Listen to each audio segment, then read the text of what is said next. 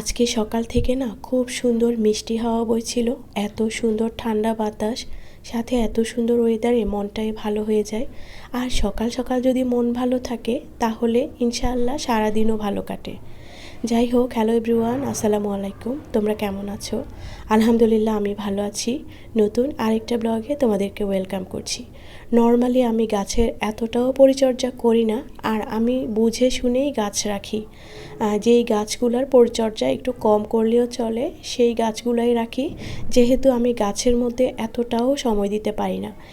তো আমি একটুখানি গাছে সময় দিয়ে রান্নাঘরে চলে এলাম। আজকে তোমাদের সাথে খুব সুন্দর দুটো রান্না শেয়ার করব।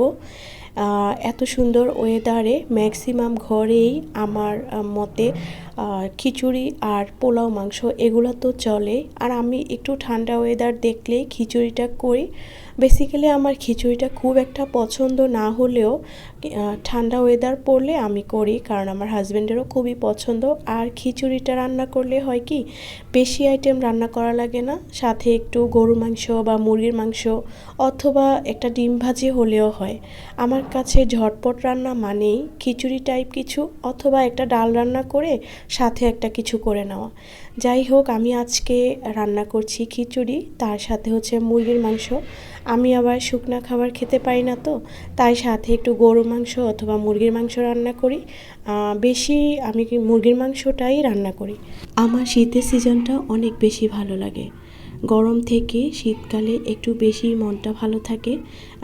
একদম বেশি শীত ভালো লাগে না, তবে শীত আসার আগে যে ওয়েদারটা খুবই মিষ্টি রোদ থাকে, হালকা ঠান্ডা বাতাস, মানে মনটাই একদম ফুরফুরে থাকে। আবার গরম আসার আগে যে একটা ওয়েদার থাকে সেটাও খুব ভালো লাগে।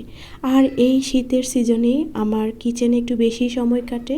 প্রতিদিনই ইচ্ছে করে একটা নতুন নতুন রান্না করি, আর রাতের জন্য একটু নতুন কিছু রান্না করি, এই তো এটা করি সেটা করি, এভাবেই কিন্তু আমার দিনটা কেটে যায়। কারণ আমি রান্না করতে এমনিতেই অনেক বেশি ভালোবাসি। অনেক গল্প করলাম, সেই সাথে আমার রান্নাটাও শেষ করলাম।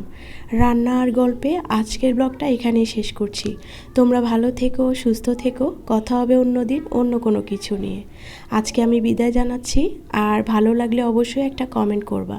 আল্লাহ হাফেজ।